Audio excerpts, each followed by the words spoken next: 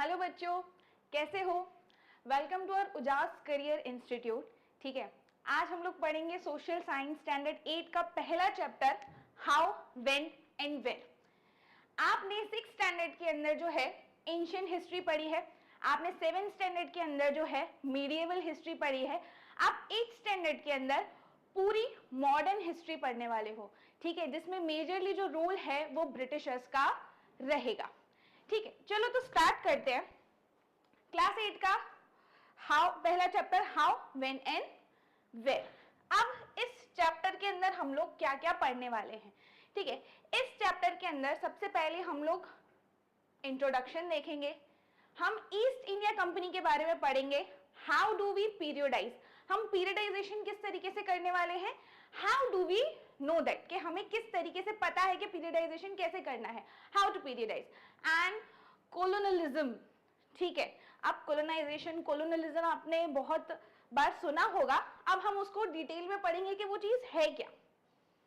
चलिए, किस किस को लगता है कि हिस्ट्री बड़ी बोरिंग होती है कि मैम हिस्ट्री जो है उसमें हम ना बोर हो जाते हैं? क्यों बोर हो जाते हैं? क्योंकि एक तो पहले की पास्ट की कहानियां, ठीक है, और दूसरा डेट्स याद रखनी पड़ती है, मेमोराइज करना पड़ता है। सारे बच्चे जो हैं वो हिस्ट्री को सिनोनिमस बना देते हैं मेमोराइज करने से, कि हिस्ट्री है रट्टा मार के पास कर लेंगे, है ना? सब लोग यही करते हो ना?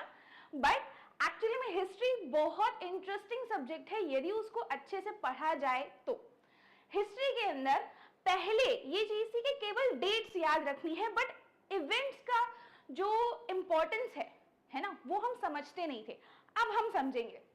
History is about finding out how things were in the past, how things have changed earlier. History was synonymous with dates. In this chapter, how, when and where, all about dates, how important dates are when it comes to studying history.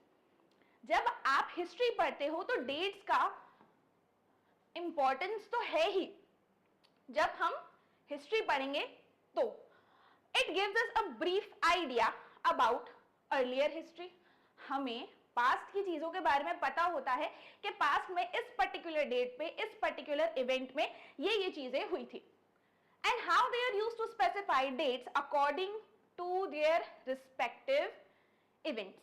समझ में आया कि it gives us brief idea earlier history, how they used to specify dates को कैसे specify करना है उनके respective events के हिसाब से। समझ में आया? इतना क्लियर हो गया? Finding out how things were in past, how things have changed. Past में कैसी थी चीजें और अब कितना उसमें ग्रोथ आया है, डेवलपमेंट आया है, कितने चेंजेस आए हैं, ये भी हिस्ट्री का इंपॉर्टेंट पार्ट है, ना कि केवल डेट्स। चलिए, English East India company, English East India company जो है वो 1600 दिसंबर 31 में क्वीन एलिजाबेथ वन ने, किसने? क्वीन एलिजाबेथ वन, उन्होंने चार्टर पास किया था। English company formed exploitation of trade. उन्होंने क्या देखा? Exploitation of trade with east and south east Asia and India incorporated by royal charter on December 31st 1600। December 31st 1600 में एक royal charter pass हुआ था, queen Elizabeth one ने किया था, जिसके तहत इंग्लिश कंपनी जो है वो एक्सप्लॉयटेशन ऑफ ट्रेड कर सकती है। इसमें तो वर्ड जैसे लिखे, बट सिर्फ ट्रेड के लिए था पहले, with east and south east Asia. Started is a monopolistic. अब मोनोपोलिस्टिक क्या होता है? ठीक है, अब हम क्या 8th स्टैंडर्ड में आ गए हैं, तो हम ऐसे हैवी वर्ड्स यूज करेंगे ताकि टीचर जो है थोड़े से इंप्रेस हो जाए। समझ में आया? Monopolistic trading. मोनोपोलिस्टिक ट्रेडिंग क्या होता है कि जो डोमिनेट करता है मार्केट में, मोनो, सिंगल। समझ में आया? Trading body company became involved in politics.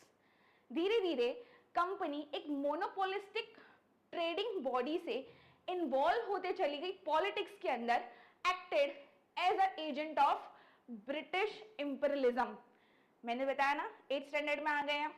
Imperialism में हमेशा याद रखिएगा आप, नेशनलिज्म, इंपीरियलिज्म, सोशलिज्म, कम्युनलिज्म, ये सारे वर्ड्स जो भी पढ़ते हो जिसमें ISM आता है। क्या आता है? ISM, ISM का मतलब है नोशन। क्या है? नोशन। नोशन का मतलब है आपका बिलीफ, जिसमें भी आप बिलीव करते हो। So agent of British imperialism in India from early 18th century to the mid 19th century. Activities of the company in China इन 19th century में ऐसी कुछ एक्टिविटीज की थी कंपनी ने 19th century के अंदर, served as a catalyst that is change for the expansion of British influence there, और वहां पे भी उनका ब्रिटिश इन्फ्लुएंस बढ़ गया था। इतना समझ में आया बच्चों? यहाँ पे क्या देखा कि 31 दिसंबर को रॉयल चार्टर पास हुआ था, इंग्लिश ईस्ट इंडिया कंपनी आ गई थी। समझ में आया? उसके बाद started as a monopolistic trading body, उन्होंने मोनोपोलिस्टिक ट्रेडिंग एक ट्रेड कंपनी की तरह स्टार्ट किया। ठीक है, धीरे धीरे जो है उन्होंने यहाँ पे फोर्ट बनवाए, लोग जो भी उनके साथ काम कर रहे थे, ठीक है, उनको बुलाया, और धीरे धीरे करके वो पॉलिटिक्स में भी इन्वॉल्व हो गए, जो हम सेकेंड चैप्टर आपका ट्रेड टू टेरिटरी के अंदर डिटेल में पढ़ेंगे।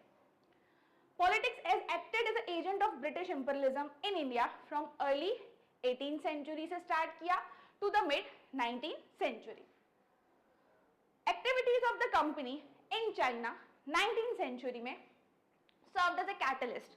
Changes लेकर आ गए, क्यों? उनकी एक्टिविटीज ऐसी थी और ब्रिटिश इन्फ्लुएंस जो है वो वहां पे बहुत ज्यादा बढ़ गया। चलिए आगे बढ़ते हैं। ठीक है, कौन है ये?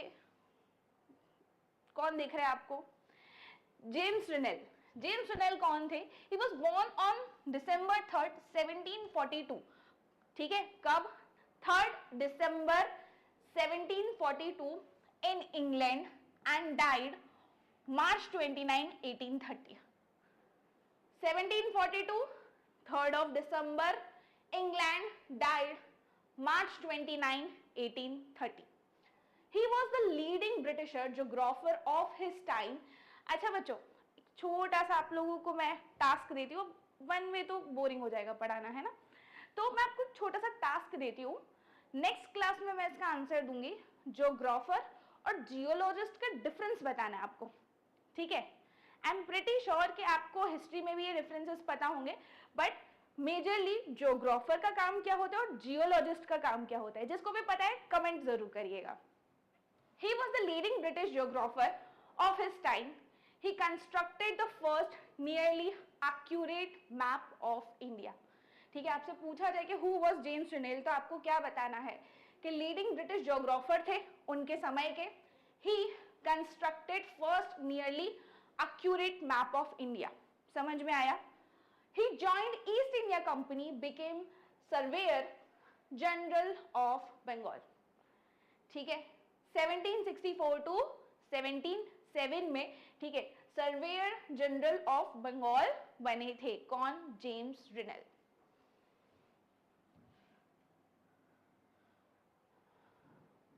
ठीक है, ये कौन है? Warren Hastings. ठीक है, अब वॉरेन हेस्टिंग्स के बारे में आपने कुछ कुछ चीजें सुनी होंगी, बट आज डिटेल में पढ़ते हैं। He became the first Governor General of Bengal in 1773। ठीक है, आपको कैसे याद रखना है? जीजी। 1773 में जो जीजी बने थे वो कौन थे? First governor general of Bengal, Warren Hasting. अब नेक्स्ट चैप्टर में हम पढ़ेंगे कि कैसे उन्होंने अपना जो पॉलिटिकल आप उनका सफर था, पॉलिटिकल सफर ईस्ट इंडिया कंपनी का, वो उन्होंने बंगाल से ही स्टार्ट किया था। समझ में आया? तो यहाँ पे हम ये समझ रहे हैं कि बंगाल में 1773 में जो पहले गवर्नर जनरल थे वो थे Warren Hastings. Warren Hastings was a competent, honourable, far-sighted administrator whose policies were somewhat controversial। ठीक है, थोड़े से controversial थे, but far-sighted थे, competent थे, ऑनरेबल थे, एडमिनिस्ट्रेटर थे, ठीक है, जिनकी पॉलिसीज थोड़ी सी क्वेश्चनेबल हो जाती थी।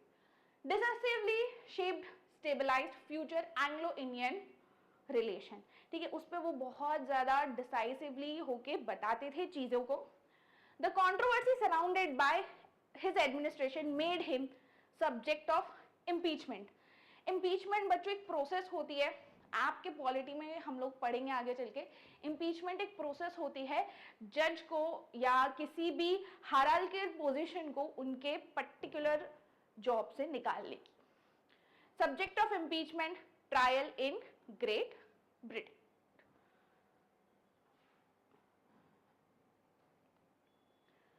ये क्या है बच्चों? ये है प्रोसेशन की फोटो, ठीक है। Official of East India company riding in an Indian procession, वो इंडियन प्रोसेशन में जो है किस तरीके से राइड कर रहे हैं। यहाँ पे आप देख रहे हो कि सारे इंडियंस है, ठीक है, कैवलरी मैन है, सोल्जर्स है, सारे ये सारे इंडियंस, ये सारे जो है ये सब कुछ प्रोसेशन हो रहा है। और ईस्ट इंडिया कंपनी जो है वो यहाँ पे एंटर कर रहा है इस अरीना के अंदर, ये बताना चाह रहे हैं। चलिए, अब जैसे कि मैंने बताया कि वन साइडेड तो बोरिंग हो जाएगा, तो आपको जो है इसको पॉज करके इसका आंसर देना है। बीच बीच में एमसीक्यूज, क्वेश्चन आंसर जो है वो आते रहेंगे, तो आप ये चेक कर पाओगे कि आपने अभी तक जो पढ़ा उसमें आपको कितना आ रहा है। पॉज कर लो।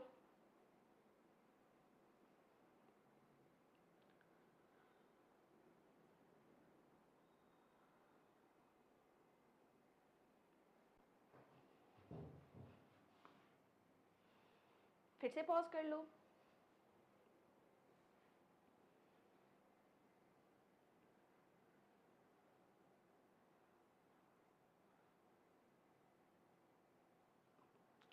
चलिए आगे बढ़ते हैं।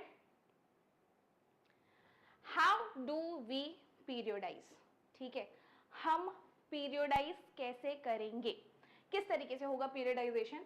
Earlier history was associated with a string of dates, एक स्ट्रिंग ऑफ डेट से वो जुड़ी हुई थी। Okay, this was because history use to keep a track of battles and big events. History is all about battles and wars and events, right? तो उसी तरीके से एक string of date से हमने periodization को जोड़ दिया था। At present, history is a wider concept, includes how, what concept, कि ये क्या हुआ, कैसे हुआ, ठीक है, और भी ब्रॉडर कंसेप्ट, उनके पीछे की जो बैक स्टोरीज हैं, जो पूरा पहले का पास्ट है, ठीक है, ये जो इवेंट्स आपस में किस तरीके से कनेक्टेड है, केवल बिग इवेंट्स नहीं बट ऐसे इंपॉर्टेंट इवेंट्स जिन्होंने चेंजेस लाया। फॉर एग्जांपल आपका फ्रेंच रिवॉल्यूशन है ना, जिसके वजह से डेमोक्रेसी आया। For example, how did people earn their livelihood, पहला लाइवलीहुड कैसे आया, ये केवल एक इवेंट तो नहीं है, ठीक है, उन्होंने किस तरीके से लाइवलीहुड जो है इस तरीके से डिस्कवर किया होगा कि that is how we can earn. How did they produce, उन्होंने धीरे धीरे जो है प्रोड्यूस किस तरीके से किया, ठीक है, चीजों को। एंड व्हाट डिड दे ईट, क्या खाते थे, पहले का डाइट कैसे था, लोग किस तरीके का लाइवलीहुड रहते थे, क्या है क्या नहीं है, ये सारी चीजें जो है अब हिस्ट्री के अंदर इंक्लूड होती हैं। चलिए, अब ये कौन है, ठीक है, बहुत नए नए लोगों से आज आप मिल लिए हो, ठीक है, तो इसमें से एक है जेम्स मिल। ये जो जेम्स मिल थे वो 1817 में एक स्कॉटिश इकोनॉमिस्ट थे, ये याद रखना है, ये 1 मार्कर फेवरेट है टीचर्स का, ठीक है। एक स्कॉटिश इकोनॉमिस्ट थे, पॉलिटिकल फिलोसोफर थे, जिनका नाम था James mill. Published a book history of British India, उन्होंने एक बुक पब्लिश किया था history of British India. In this book Indian history divided into 3 periods, Indian history जो है वो 3 पार्ट्स में डिवाइडेड है। कौन से 3 पार्ट्स, हिंदू, मुस्लिम, ब्रिटिश। अब इसको आपके तरीके से समझने, तो 6th में आपने मैन्यूस्क्रिप्ट्स पढ़ी है ना, इंस्क्रिप्शंस वगैरह पढ़ लिए, वैदिक पीरियड पढ़ लिया, तो वो बहुत पहले जब हिंदू राजा थे सारे थे, तो वो आपका हिंदू हो गया।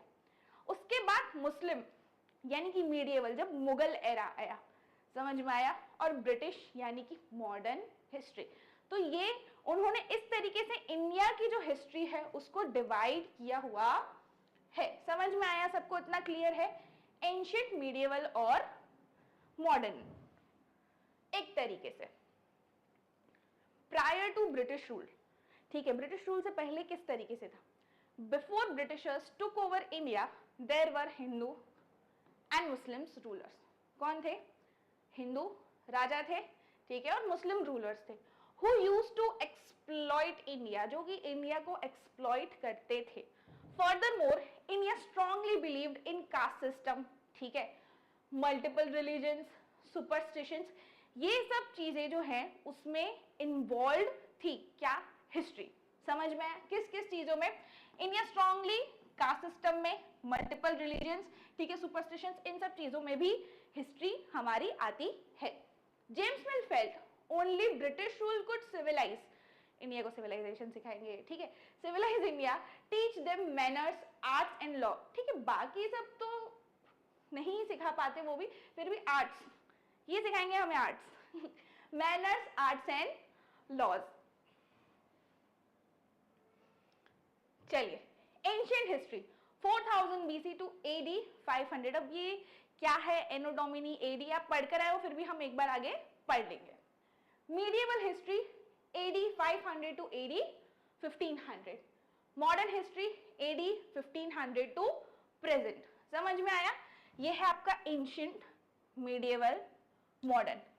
Collapse of Roman power in western Europe, यहाँ पे रेनेसेंस एंड रिफॉर्मेशन जो स्टार्ट हुआ था, इस तरीके से हिस्ट्री को डिवाइड किया हुआ है। समझ में आया सबको?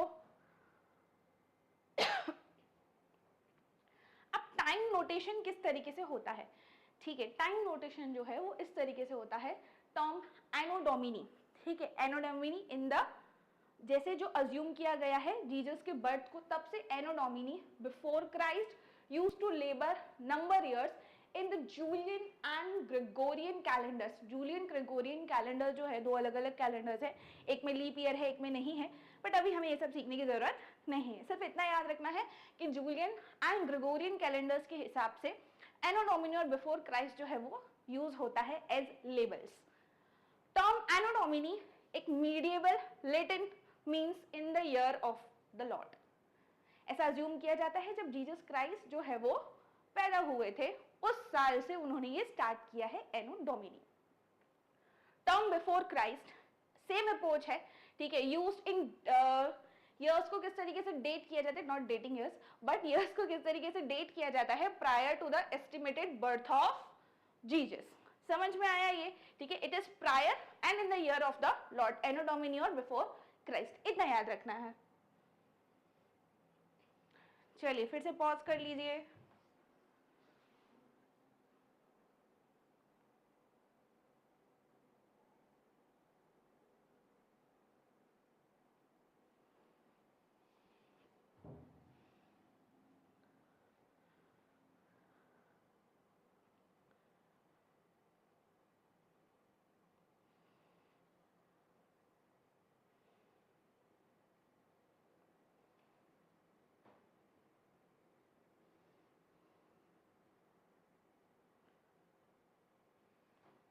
हाउ डू वी नो, ठीक है, हमें ये सारी चीजें किस तरीके से, कहाँ से, जो सोर्सेज है, क्या चीजें हैं, सब कुछ वो देखेंगे। So one important source is the official records of the business administration. India में जो एडमिनिस्ट्रेशन था बच्चों, वो मेजरली ब्रिटिशर्स ही लेकर आए थे। समझ में आया? अब the British believed that the act of writing was important. Act of writing जो है बहुत ज्यादा इंपॉर्टेंट है, ताकि पता तो चले कि क्या क्या एक्सप्लॉइट करना है, क्या क्या लूटना है, ठीक है। Every instruction, plan, policy decision, agreement, investigation had to be clearly written up. हर एक चीज का डॉक्यूमेंट्री बना के रखते थे, हर एक चीज डॉक्यूमेंटेड होती थी, राइटिंग में ऑन पेपर सारी चीजें होती थी ब्रिटिश एडमिनिस्ट्रेशन के अंदर। Once this was done, things could be properly studied and debated. जैसे ही ये सारी चीजें होती थी तो प्रॉपरली किसी भी चीज को आप स्टडी कर सकते हो, उस पर डिबेट कर सकते हो। This conviction produced administrative culture of memos and reports, ठीक है। इसी द्वारा ये कन्विक्शन हुआ कि एक एडमिनिस्ट्रेटिव कल्चर आया जहां पे मेमोज और रिपोर्ट्स बनने लगे। हर एक चीज का रिपोर्ट, हर एक चीज का आपको मेमो मिल जाएगा। समझ में आया? British also felt all important documents and letters needed to be carefully preserved. उनको ये भी लगता था कि आपने उसको डॉक्यूमेंट तो कर लिया, बट वो जो डॉक्यूमेंटेड चीजें हैं, इट इज वेरी इंपॉर्टेंट कि आप उसको प्रिजर्व भी करो। So they set up record rooms attached to all administrative institutions, village tehsildar's office, collectorate, commissioner's office, provincial secretaries and the law courts all had their record room. हर एक इंसान जो कि उस समय के एडमिनिस्ट्रेशन में इंपॉर्टेंट होता था, वो सारे ही लोगों को क्या दिया जाता था, एक रिकॉर्ड रूम, ताकि वो सारी चीजें जो भी रिकॉर्डेड हैं वो उसको अच्छे से प्रिजर्व करके रख सके, आगे फ्यूचर में जब भी काम लगे उसको यूज कर सके। Specialized institutions, archives, museums were also established to preserve important records. समझ में आया? यहां तक क्लियर हो बिल्कुल? कोई भी डाउट होगा तो पूछ लीजिएगा कमेंट्स में। Letters and memos that moved from one branch of the administration to another in earlier years of 19th century and can still be read in the archives. वो भी आपको archives में आज भी मिल जाएगा. You can also study notes, reports that district officials prepare, जो भी district officials ने प्रिपेयर किए थे वो नोट्स आप अभी भी पढ़ सकते हो। The instructions, directives that were sent by the officials at the top of provincial administrations. Okay, survey, surveying करना क्या होता है? सर्वे करने का मतलब है कि आप करीब करीब, ठीक है, 4-5 लोगों से पूछ के या 4-5 आपको फीडबैक मिलेंगे, उससे आप ये पता लगा सको कि एक्चुअली में जो सिनेरियो चल रहा है ना, आपको बहुत दफ़ा फीडबैक पूछा जाता होगा, आपको बहुत सारी चीज़ों के फीडबैक मांगे जाते हैं, ठीक है, तो उससे ये पता चलता है कि ये जो सर्विस है इसकी कंडीशन अभी करंटली जो है सबको किस तरीके से क्या लग रही है। तो सर्वे जो है वो इंफॉर्मेशन के लिए एक बहुत इंपॉर्टेंट टूल है। The practice of surveying became common under the colonial administration. British believe a country had to be properly known before it could be effectively administered. यहाँ पे effectively administered words जो है वो काफ़ी, ठीक है, छुपा के रखा गया है सारी चीज़ों को यहाँ पे, बट आप समझदार हैं। By the early 19th century, detailed surveys were being carried.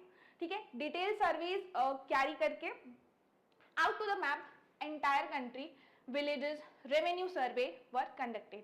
ठीक है, villages में बहुत सारे surveys conduct होते थे, majorly revenue.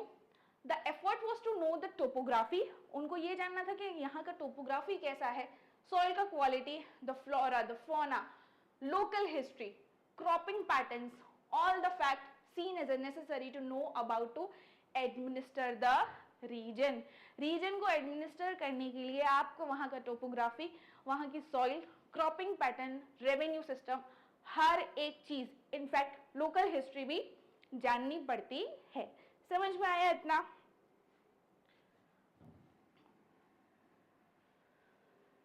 From the end of the 19th century census operations were held every 10 years। ठीक है, कब से? 19th सेंचुरी की एंड से सेंसस। अब सेंसस के अंदर सिर्फ जनगणना नहीं होती, बहुत सारी इंफॉर्मेशन मिलती है, कौन सा सेक्टर में कौन काम कर रहा है, कौन किस एज ग्रुप का है, ये बहुत सारी इंफॉर्मेशन जो है वो काम लगती है आगे चल के, जब आपको किसी भी चीज का डेटा चाहिए होता है, ठीक है, कोई भी चीज आपको एक्यूरेसी के आसपास भी चाहिए होती है, तभी आपको सर्वे काम लगते हैं for information. Held every 10 years, this prepared detailed records of the number of people in all the provinces of India. Noting information on caste, religion, occupations, there were many other surveys, botanical surveys, zoological surveys, archaeological surveys, anthropological surveys and forest survey. ये सारे surveys जो हैं उन्होंने, ये सारी information जो है उन्होंने इंडिया में से निकाली थी ताकि वो अच्छे से एडमिनिस्ट्रेशन कर सके। पॉज कर लीजिए।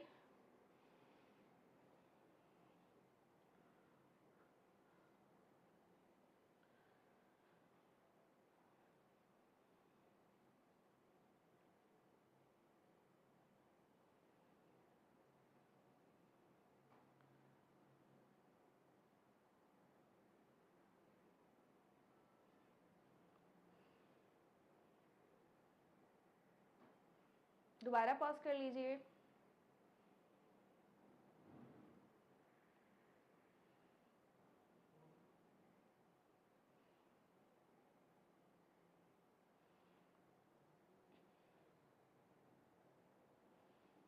अगेन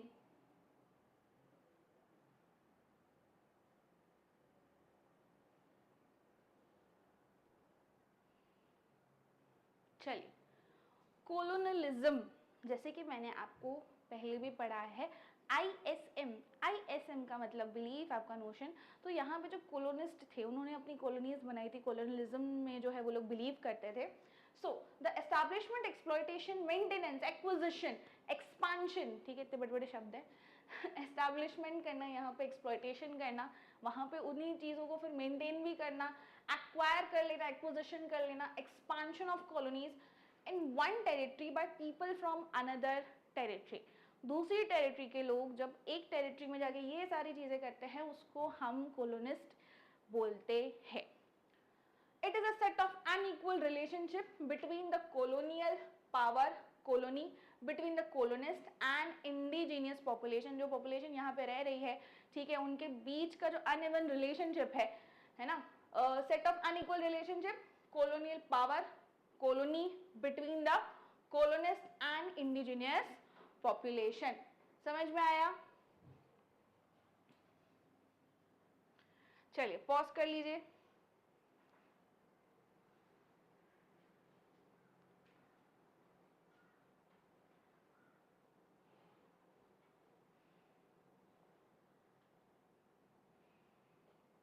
ठीक है, ये कुछ क्वेश्चन आंसर्स हैं, जैसे कि टाइटल है आपका होमवर्क, तो आपको वो होमवर्क में ये सारे क्वेश्चन आंसर्स करने हैं। ठीक है, आपको कोई भी डाउट रहेगा तो आपको तुरंत कमेंट्स में पूछना है कि ये डाउट है, और वो आपके डाउट सॉल्व हो जाएंगे। ठीक है, मोस्ट प्रोबेबली ये पॉज करके एक बार आप क्वेश्चन जो है वो नोट डाउन कर लीजिएगा।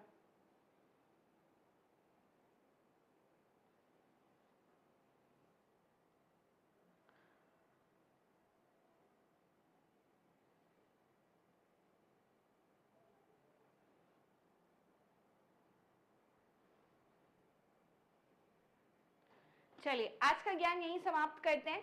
नेक्स्ट वीडियो में मिलेंगे नेक्स्ट लेक्चर में।